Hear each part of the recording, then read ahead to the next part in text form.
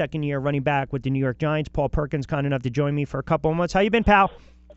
What's going on? I'm good, man. How you doing? Everything is going well. I appreciate it, and I appreciate you working in us on the schedule. And listen, kind of unique situation, right? Because last year you had to deal with going back to UCLA, getting a diploma, missing the mini camps, the OTAs, and now you kind of get everything under your belt. What's the difference, your mindset going into this training camp and leading up to the season, as opposed to last year where you had a lot of things you had to deal with?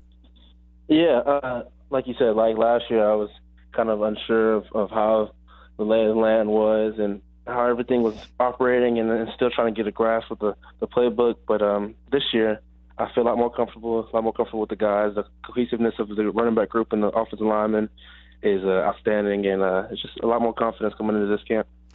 Listen, I know we're in full gear with training camp, and you started to come on late last year. You had the big game against the Redskins, over 100 yards. We saw you early on against Minnesota with a couple of those screen passes. They really started to implement you more into the offense. You took over. Jennings no longer with the team. I know Coach McAdoo basically said, listen, you're going to be the bell cow. And I guess the first thing, do you envision yourself carrying the football 200, 250-plus times? And if so, do you think that's going to be any type of strain, or you're okay with that? Yeah, I mean, I'm perfectly fine with that. That's what I was doing for my off-season training. I was preparing for the workload that I could possibly have throughout this year and deep into the postseason. Did you put any weight on during the off-season? You're already a big kid. Yeah, I'm 213 right now. Last year I think I played at like 208, 205. So. Okay. A couple of those, couple pounds can make a difference, though, especially in the fourth quarter.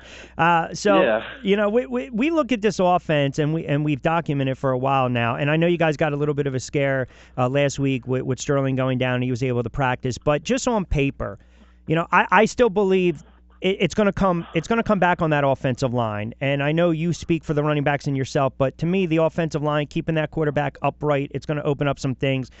Do you guys envision, last year it was just hard to get that ground game going. Do you have more confidence in that line this year where you guys can get that offense in gear? You can start to get that ground game going a little more early in games and open things up?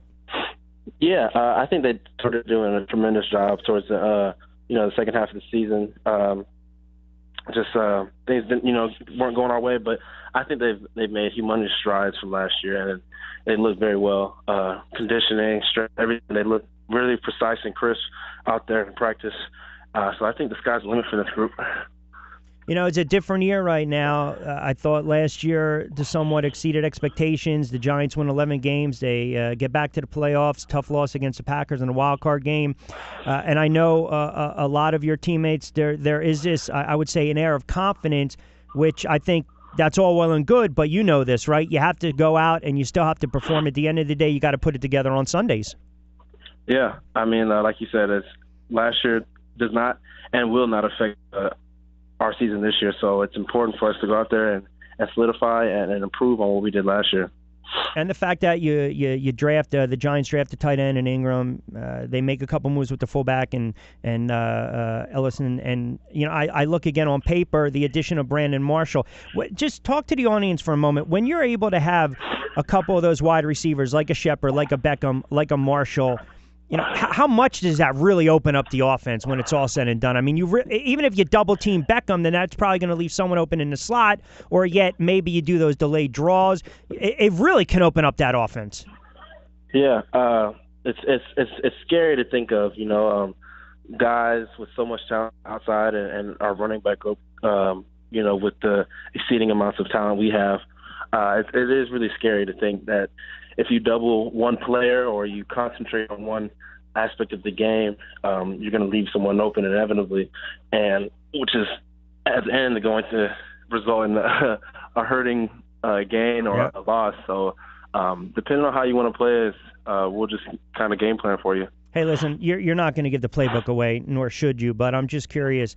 We looked at the offense last year, and again, on paper, 19.4 points a game. I know there were some struggles. The defense did an outstanding job, especially early on, carrying the offense a little bit until you guys were able to click. And there were some spurts during that winning streak. But do you think this is the year where everything kind of balances itself out. Now, I know it's only your second year, but in the past it was the defense is broke, you got to fix it. The offense is broke, you got to fix it. Now you get that balance where the defense goes out and does their job, the offense goes out and does their job, and then that equals a lot of wins.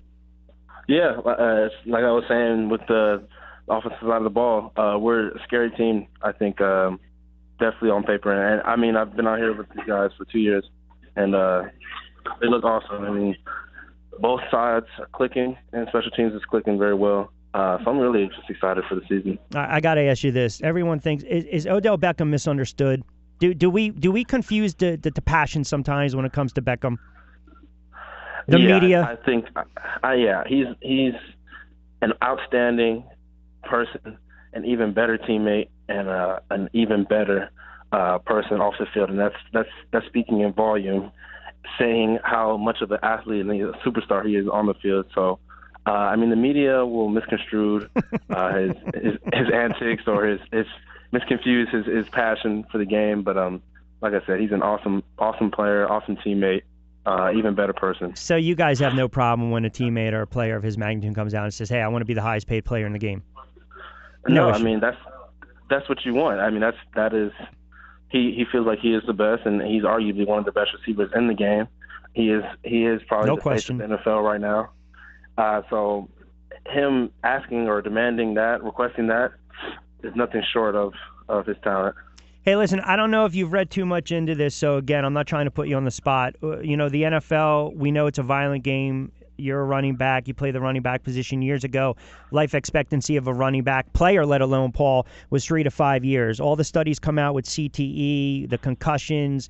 You know, younger players are retiring. That's a brutal position you play. You know, the running backs, the H-backs, the fullbacks. You played in college as well in UCLA, so I know you've taken some hits. Did you ever suffer a concussion in college? Oh yeah, I have. I've had one early on in the year, early in my career, and it's probably freshman year. But other than that, does it worry you at all? No, because I mean, the NFL and our teams are making strides to improve health and you know, life expectancy. With that, helmets are coming along. Implementing a specific diet will help you out a lot.